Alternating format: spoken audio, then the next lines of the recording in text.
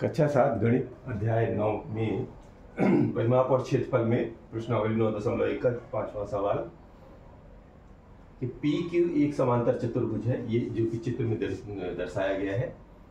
Q M यानी यहाँ से यहाँ तक शीर्ष क्यू से एस आर तक की ऊंचाई है, यानी ये यहाँ से यहाँ तक की ऊंचाई है एस आर पर, ठीक है। तथा क्यू एन यानी यहाँ से इस भुजा पर ये क्यू एन लंबा है, क्यू से पी एस तक की ऊंचाई है, मतलब ये दोनों जो है क्यू एम और क्यू एन ये है ऊंचाई बताई गई है, ठीक है।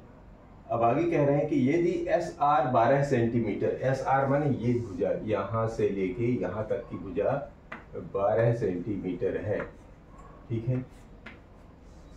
और क्यू एम मतलब ये वाली भुजा ऊपर से नीचे ये जो क्यू से एम पर लंबा है ये है 7.6 सेंटीमीटर, ये 7.6 सेंटीमीटर दी गई है।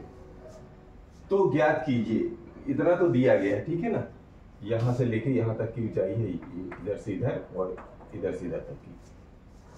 नंबर 1, समांतर चतुर्भुज पी क्यू आर एस का क्षेत्रफल, तो इसका भीतर का क्षेत्रफल निकालना है। फिर दूसरा कह रहे हैं कि क्यू एन माने ये जो लंब डाला गया है क्यू से लेके एन तक का पी एस पर,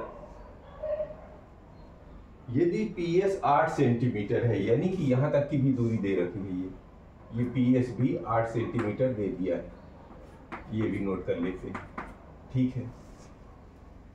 तो दोनों का मान निकालना है। तो यहां पर एक काम करते हैं हम लोग, यहां पर अलग अलग कर लेते हैं, एक जगह हल के लिए यहां पर ए पार्ट ले लेते हैं और यहां पर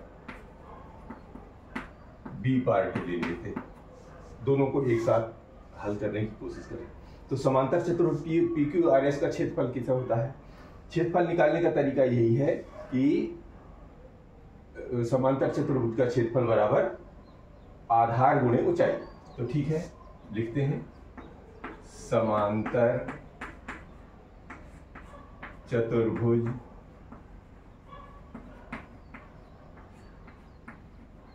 का क्षेत्रफल बराबर आधार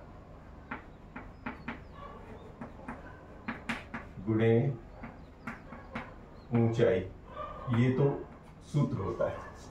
अब आधार क्या है, क्षेत्रफल क्या है, ज्ञात करने के लिए आधार ये कहलाएंगे, इस वक्त हम लेंगे एस आर, तो आधार हो जाएगा एस आर और ऊंचाई क्या है पी से क्यू से लेके एम तक का डाली गई लंब, यानी कि क्यू एम, ठीक है ना।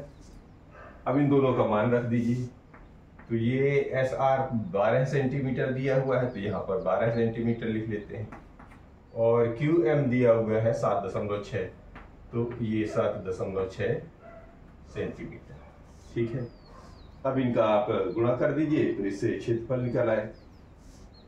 तो 12 छंग 72 की 2 और 12 सत्ते 84 और 84 6 90 और 1 91 912, यानी और दशमलव भी लगाना है, तो ये 0.1 अंक के बाद। अब पैमाना कैसे बनेगा, सेंटीमीटर का सेंटीमीटर में गुणा हो जाने पर ये बन जाता है वर्ग सेंटीमीटर, यानी कि समांतर चतुर्भुज का क्षेत्रफल आ गया। अतः क्षेत्रफल आता है, जो क्षेत्रफल निकला किसका, पी क्यू आर एस का, वो निकला है 91.2 वर्ग सेंटीमीटर। ये इसका जवाब हुआ। अब आगे कहते हैं बी वाले में कि यदि क्यू एन यानी कि यहाँ पर क्यू से लेके एन तक की जो दूरी है वो ज्ञात करना है क्यू को, और पी एस यदि दिया है 8 सेंटीमीटर, तो अब इसके लिए क्या करना पड़ेगा, तरीका वही रहेगा, सूत्र यही रहेगा, बस उनका मान जो है वहां पर बदल जाएंगे। कैसे करेंगे जरा देखते हैं। फिर से लिखेंगे पी क्यू समांतर चतुर्भुज, समांतर चतुर्भुज पी क्यू आर एस का क्षेत्रफल बराबर आधार गुणे ऊंचाई। आधार गुणे ऊंचाई। आधार कितना है? आधार इस वक्त यहां पर कहलाएगा PS, और ऊंचाई कितनी है? Q से लेके N तक, यानी कि QN, और इसी को तो ज्ञात करना है यहां पर, ठीक है ना। और ये क्षेत्रफल कहाँ है? क्षेत्रफल तो यो वही रहेगा जो इसने निकाल रखा है, क्या? 91.2 वर्ग सेंटीमीटर। तो हम यहाँ पर इसका मान रखेंगे। तो PQRS का क्षेत्रफल कितना निकाल लिए हैं यहाँ पर? 91.2, और PS का मान दिया हुआ है 8 सेंटीमीटर, और QN को जो है वैसा का वैसा लिख लीजिए। अब QN को इधर ले लीजिए, QN बराबर तो क्या हो जाएगा? इसका इसमें भाग हो जाएगा, इसका जो है इसमें भाग चला जाएगा। तो 91.2 में 8 का भाग दे दीजिए। ठीक, भाग देने के लिए क्या करना पड़ेगा? ये दशमलव हटा दीजिए, तो ये बन जाएगा 912, और ये दशमलव हटा तो यहाँ पर आ जाएगा 10 और गुणे 8। ये बात समझ में? ये दशमलव हटते ही 10 आ गया।